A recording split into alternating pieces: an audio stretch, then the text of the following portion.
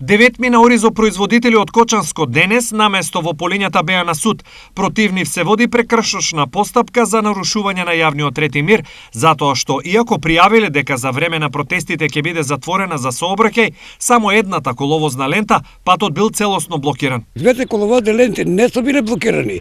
Некој од полицијата направи сценарио, конкретно почитуваниот господин де само ако има да го кажам како се вика, значи командиро на полицијата.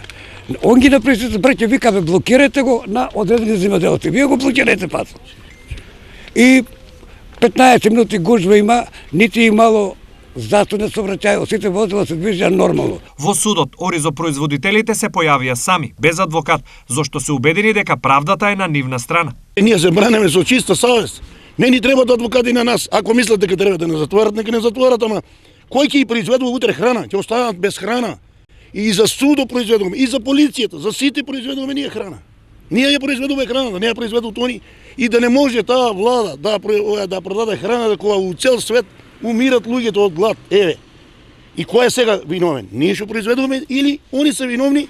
Или па они се исправни што не може да ја продадат. За оризопроизводителите, поднесените пријави од полицијата и денешното судско рочиште се обид да се изврши притисок врз нив. Ова е притисок врз земјоделците преку нас.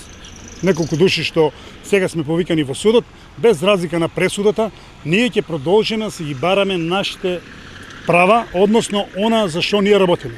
Пријавите на оризопроизводителите им се поднесени за протестите лани во септември, организирани поради ниската откупна цена, неисплатени субвенции и ковид додаток.